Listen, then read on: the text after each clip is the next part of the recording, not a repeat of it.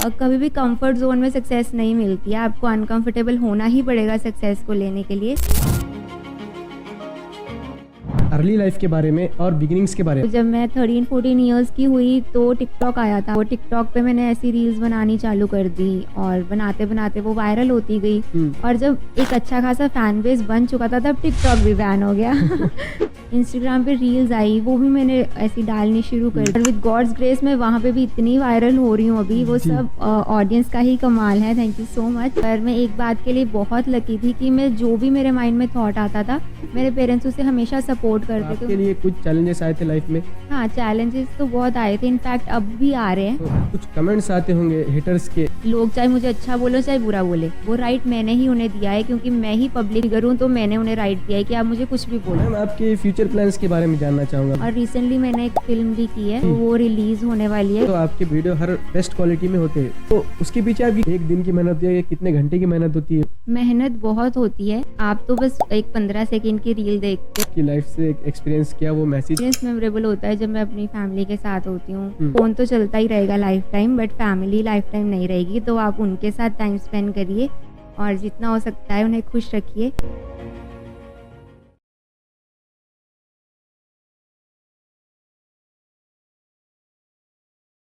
Hello everyone, मैं हूं अब्दुल फौजान। आप सबका फिर से एक बार स्वागत है सक्सेस के सफ़र के पॉडकास्ट में।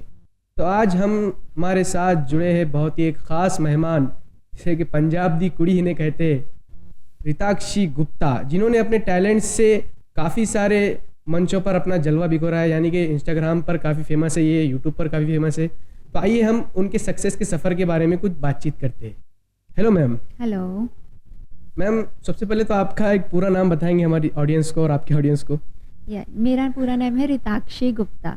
जी मैम, मैं आपसे सबसे पहला सवाल पूछना चाहूँगा आपकी अर्ली लाइफ के बारे में और बिगिनिंग्स के बारे में। मतलब आप पहले अर्ली लाइफ कहाँ पर रहते थे, कहाँ से शुरू किया ये सब? तो शुरू से ही मैं पंजाब में रहती हूँ। मेरा बर्थ वहीं पे हुआ और मैं वहीं पे बड़ी हुई पंजाब में। तो पंजाब में एक्चुअली मेरा ऐसा कुछ नहीं था कि मुझे इस इंडस्ट्री में आना है, क्योंकि मैं बहुत छोटी थी, मुझे नहीं पता था इस इंडस्ट्री के बारे में कुछ भी। पर हाँ, शुरू से मुझे ये था कि मुझे कुछ अलग करना है, मैं जो भी करूँ। तो बचपन में ऐसा हुआ, मैंने एक ट्रेनिंग ली एक जगह से, वहाँ पे एक्टिंग स्कूल था, वहाँ पे ट्रेनिंग ली। लेकिन उसके बाद मुझे ऑफ़र भी आई थी एक फ़िल्म के लिए। आई थिंक तब मैं 5 to 8 ईयर्स की थी। लेकिन जब मुझे ऑफ़र आई तब मेरे जो मैटरनल ग्रैंड मदर हैं वो एक्सपायर हो गए थे, जिस वजह से मैं नहीं ऑफ़र को अवेल कर पाई। तो उसके बाद में मुझे इतना नहीं पता था कि इस इंडस्ट्री में कैसे जाना है, क्या करना है, मुझे कुछ नहीं पता था। ऐसे टाइम निकलता गया। तो जब मैं 13-14 इयर्स की हुई तो टिकटॉक आया था, आपको याद होगा। तो टिकटॉक पे मैंने ऐसी रील्स बनानी चालू कर दी और बनाते बनाते वो वायरल होती गई। और जब एक अच्छा खासा फैन बेस बन चुका था तब टिकटॉक भी बैन हो गया। तो मैं उसे अनफॉर्चुनेटली नहीं कहूँगी, मैं इस बात को फॉर्चुनेट हूँ मैं, क्योंकि उसके बाद ही इंस्टाग्राम पे मेरी जर्नी स्टार्ट हुई। इंस्टाग्राम पे रील्स आई, वो भी मैंने ऐसी डालनी शुरू कर दी। मैं डालती गई और विद गॉड्स ग्रेस मैं वहाँ पे भी इतनी वायरल हो रही हूँ अभी। वो सब ऑडियंस का ही कमाल है। Thank you so much. तो यही थी मेरी अर्ली जो बिगनिंग की जर्नी थी, and today I am here with God's grace. TikTok ban होने के बाद आपकी फीलिंग क्या थी? आपके कितने फॉलोअर्स थे वो टाइम पे? फिर इंस्टाग्राम पे आप अपने आपसे शुरू कब किया आपने? ये सारी चीज़ें आप करियर जर्नी के तौर पे बताइए हमें। करियर में ऐसा मैंने बताया कि ऐसा मुझे नहीं पता था कि इस इंडस्ट्री में कैसे क्या करना है। पर मैं एक बात के लिए बहुत लकी थी कि मैं जो भी मेरे माइंड में थॉट आता था, मेरे पेरेंट्स उसे हमेशा सपोर्ट करते थे। उन्होंने कभी भी मुझे रोका नहीं कुछ करने से। तो मैं ऐसी टिकटॉक बैन हुआ, मुझे लगा कि अब क्या होगा। उस पर भी आई थिंक 1-1.5 साल की मेहनत थी। मेरे अप्रॉक्स 3 लाख फॉलोअर्स थे तब टिकटॉक पे। तब मेरे लिए वो बहुत बड़ी बात थी, क्योंकि वो मेरी बिगनिंग थी। तो जब बैन हुआ तो आई वाज लाइक क्या करूं। तो मेरे फैमिली ने मुझे समझाया कि ठीक है, it's a part of life.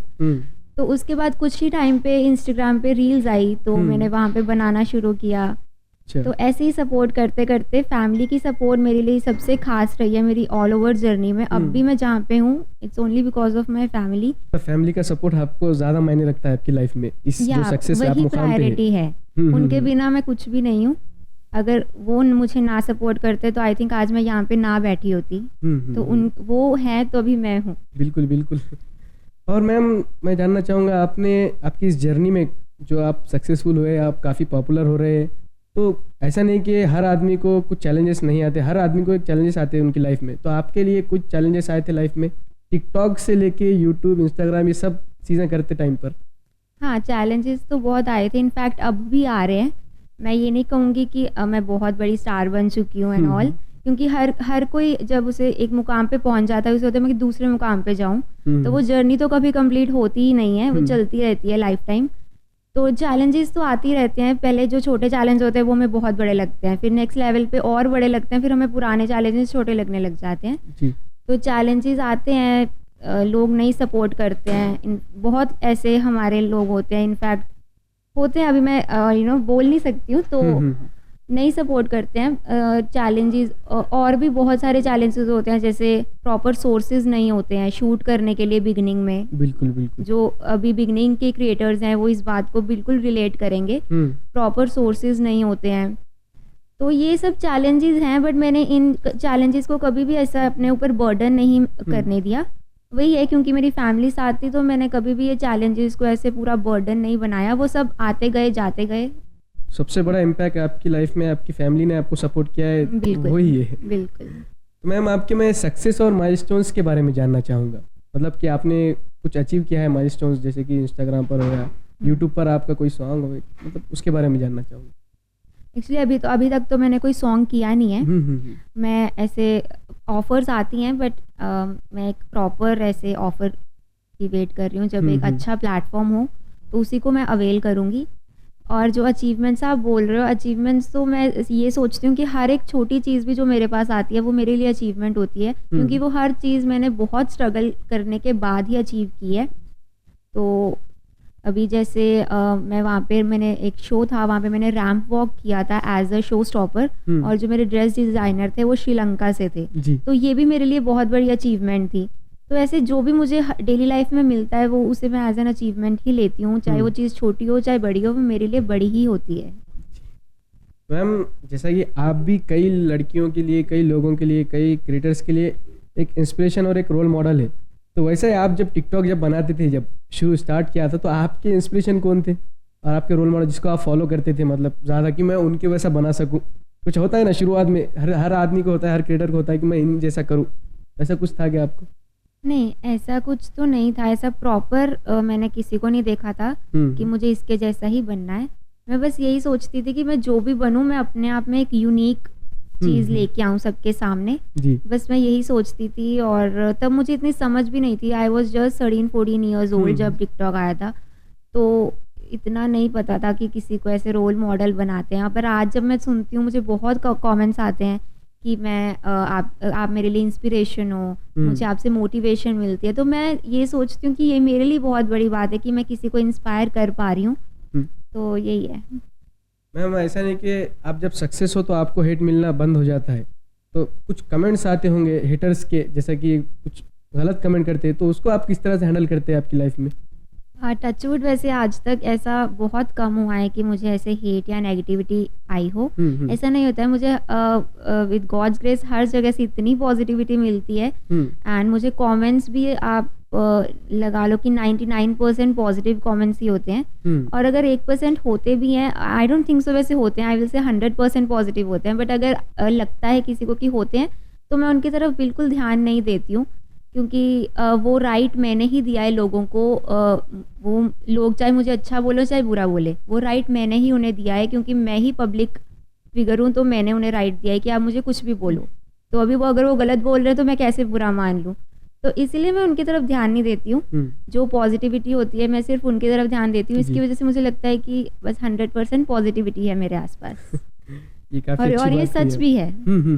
मतलब अब जो भी न्यू क्रिएटर्स है उनके लिए भी एक बहुत बढ़िया मैसेज था कि कमेंट्स को अपने दिल पर लेना नहीं चाहिए। मतलब जैसा कि मैम ने भी कहा कि 100% पॉजिटिव के साथ अपना काम करते रहना चाहिए। एक दिन वही लोग आपके हेटर्स से फैंस बन जाएंगे। बिल्कुल, करेक्ट है ना मैम? बिल्कुल बिल्कुल। मैम आपके फ्यूचर प्लान्स के बारे में जानना चाहूँगा मैं, जैसे कि कोई सॉन्ग हो गया, फिल्म हो या सीरियल है, कोई भी जिसमें आप काम करने वाले या कुछ और नया शुरू करने वाले आप?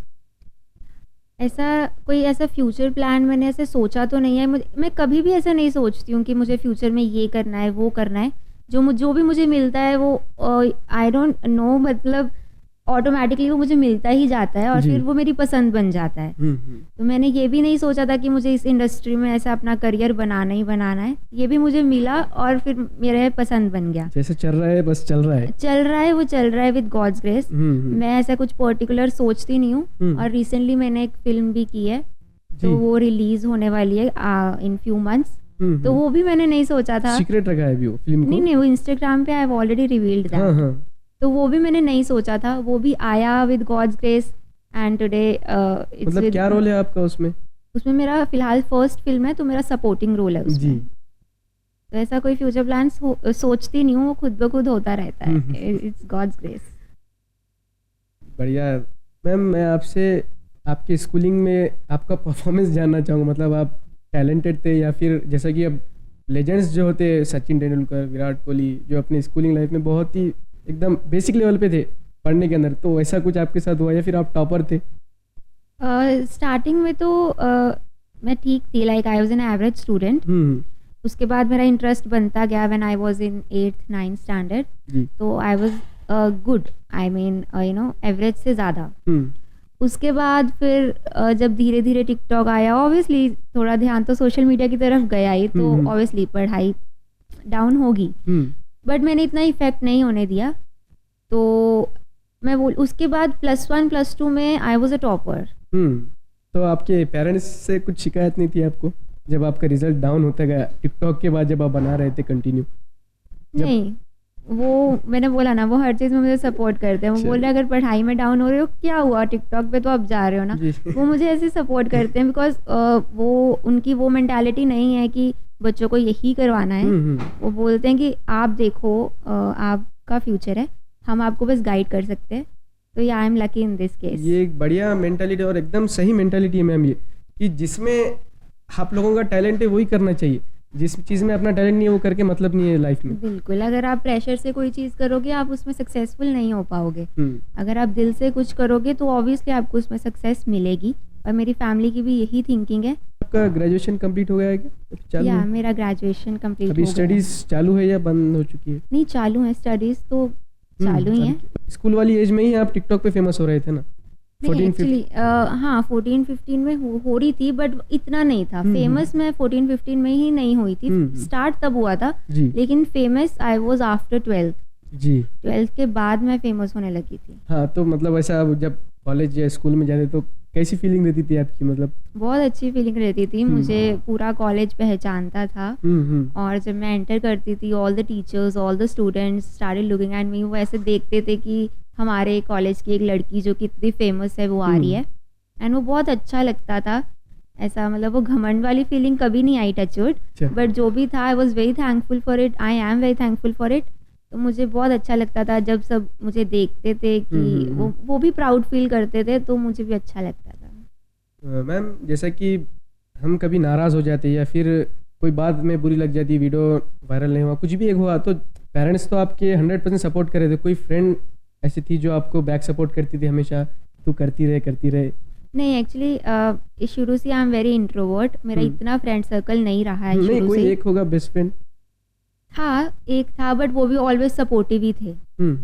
थी एक्चुअली, वो भी ऑलवेज सपोर्टिव ही थे। मेरे फ्रेंड्स भी लाइक अगर वीडियो मेरे शूट करने होते तो वो करते थे, लोकेशंस पे जा के भी करते थे जी। तो उस केस में भी आई एम लकी कि मुझे हमेशा हर तरफ से सपोर्ट ही मिला है। ऐसा कोई नहीं है कि जो मुझे बैकपुल करे, हमेशा लोगों ने मुझे सपोर्ट किया है। विद गॉड ग्रेस आपकी लाइफ एकदम परफेक्ट वे में चल रही है। मतलब हर चीज़ से आपको पॉजिटिविटी मिलती गई। बिल्कुल, इसीलिए जो भी स्ट्रगल थी वो मैंने कभी महसूस नहीं किया। मैं कहूँगी मैंने इतनी स्ट्रगल नहीं की है। लोग तो बहुत स्ट्रगल करते हैं फैमिली की तरफ से, फ्रेंड्स के। मैंने इतना नहीं किया है क्योंकि ऑलवेज मुझे हर जगह से सपोर्ट मिली है।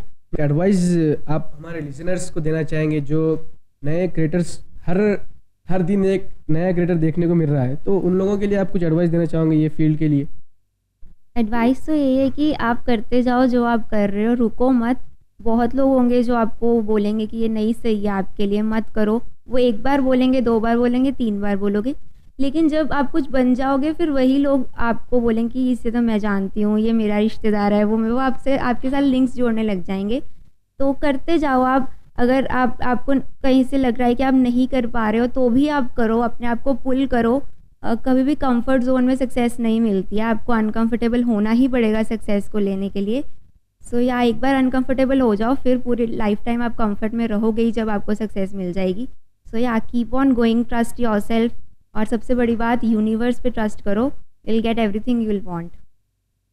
बहुत ही अच्छी एडवाइस दी मैम ने सारे ये न्यू क्रिएटर्स को, और जो मेहनत कर रहे हैं, जिनको अभी सक्सेस मिल नहीं रहा है, जस्ट आप मेहनत करते जाइए, एक दिन आपको बिल्कुल सक्सेस मिलेगा। ये 100% आपके वर्क के ऊपर डिपेंड करता है। आप मेहनत करोगे तो वो वर्क आपकी खाली नहीं होगा, आपको सक्सेस बिल्कुल मिलेगा आपकी लाइफ में। तो मैम मैं पूछना चाहूँगा आपके फ़न और पर्सनल चीज़ों के बारे में, जैसे कि आप खाली टाइम पर क्या करते हैं, आपके फूड के बारे में क्या पसंद है आपको, फिर घूमना फिरना कहाँ पर ज़्यादा प्लेस आपको पसंद है, कुछ तीन चीज़ों के बारे मुझे में। घूमना फिरना बहुत पसंद है, मुझे ट्रैवल करना बहुत अच्छा लगता है, नई नई चीज़ें एक्सप्लोर करना। जी। एक्चुअली नए नए लोगों से मिलना बहुत अच्छा लगता है मुझे, उनकी जो लाइफस्टाइल है वो देखना बहुत अच्छा लगता है।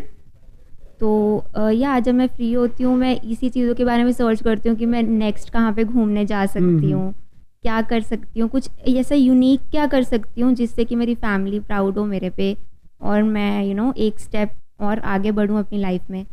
तो यही सब है मेरी हॉबीज़। बाकी तो मैं बहुत इंट्रोवर्ट हूँ, ये तो सबको पता ही है। मतलब स्पोर्ट्स में आपको कुछ पसंद था स्कूल पहले टाइम था, पे? स्कूल टाइम में बैडमिंटन प्लेयर थी मैं जी। बट अभी राइफल शूटिंग भी सीखी थी मैंने, बट अभी इतना नहीं है स्पोर्ट्स वाओ। में। अच्छा। या। फूड कुछ आपको खाने में बेस्ट सबसे ज़्यादा पसंद होगी चीज़? मुझे घर का खाना ही सबसे अच्छा लगता है, मैं बहुत दूर हूँ फास्ट फूड से। कभी मम्मी के हाथ का खाना? हाँ, मम्मी अच्छा। के हाथ का खाना, राजमा चावल। वो तो सबको पसंद होता है मम्मी के हाथ का बिल्कुल। खाना। तो या मैं वो बहुत ही फूडी नहीं हूँ, मैं बहुत कम खाती हूँ, पर जब भी खाती हूँ घर का ही खाती हूँ। मैम जैसा कि आप इन्फ्लुएंसर है और अच्छे खासे क्रिएटर है, मतलब आपको हर चीज़ परफेक्टली मेंटेन करनी होती है, हेल्थ से लेकर फिटनेस को, उसके ऊपर आप किस तरह ध्यान देते हैं मैम? ध्यान देती हूँ। आई एम फिटनेस लवर, तो मुझे अच्छा लगता है अपने आप को मेंटेन रखना। जी। तो जब मुझे लगता है कि ऐसे 19-20 हो रहा है तो भी मैं I start doing my workout, और मैं अपनी वो रूटीन फॉलो करना स्टार्ट कर देती हूँ। हाँ, मैं डाइट वाइट नहीं करती हूँ, डाइट वाइट करनी भी नहीं चाहिए। मैं वो सब खाती हूँ जो मेरा मन करता है, पर या मैं साथ में वर्कआउट भी करती हूँ। जी। ऑब्वियसली जो अभी आपने पर्सनालिटी मेंटेन की है, लोग उसे पसंद करते हैं, आप उसे पसंद कर रहे हो, तो उसे मेंटेन करना बहुत इंपॉर्टेंट है। जी। तो आप ऐसा कुछ भी नहीं कर सकते हो जिसकी वजह से आपको लगे कि यार नहीं, यहाँ पे नहीं हो पाएगा। तो I love to maintain myself, तो वो मैं करती हूँ। मैम आपके फेवरेट एक्टर के बारे में मतलब पूछना चाहूँगा मैं, कोई आपका फेवरेट एक्टर, एक्ट्रेस या एक्टर? ऐसा कोई फेवरेट नहीं था, जब मैं छोटी थी तब था, रणबीर कपूर मेरा फेवरेट था। अच्छा। बट अभी तो ऐसे चेंज होते रहते हैं, हम ये सबके साथ ही होता है, हम एक मूवी देख लें तो वो हमारा फेवरेट बन जाए। अभी करंट में कोई फेवरेट? अभी तो कोई भी नहीं विकी कौशल। उनका तौबा तौबा देखती हूँ, बट ऐसा कोई भी नहीं है। अच्छा। अभी तो नहीं। मैम आपके मेमोरेबल एक्सपीरियंस के बारे में बताइए, जो आपने आपकी लाइफ से एक्सपीरियंस किया, वो मैसेज मुझको, हमारी ऑडियंस को देना चाहेंगे? ऐसा मेमोरेबल एक्सपीरियंस तो बहुत है, मतलब मेरे लिए वो हर एक्सपीरियंस मेमोरेबल होता है जब मैं अपनी फैमिली के साथ होती हूँ, जब मैं उनके साथ घूमती हूँ, तो वो मेरे लिए बहुत मेमोरेबल होता है, बिकॉज वो मेरी प्रायोरिटी है। जी।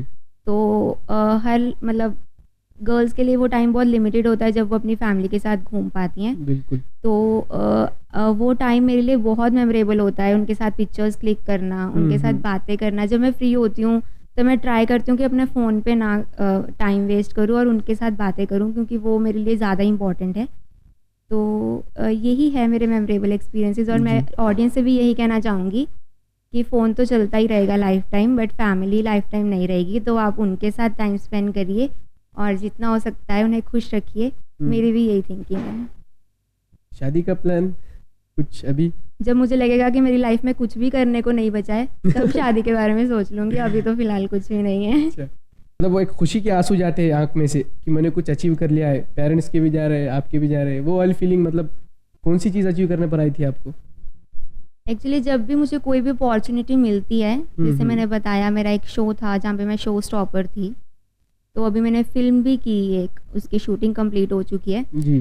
तो जब मेरे पेरेंट्स मेरे साथ जाते हैं तो वो मुझे लाइक देखते हैं एंड ऑल, तो जब लोग बोलते हैं कि आपकी बेटी बहुत अच्छा कर रही है, तो जो उनके फेस पे खुशी होती है वो मेरे लिए बहुत मायने रखती है। मुझे ऐसा लगता है कि हाँ मैंने कुछ लाइफ में अचीव किया है।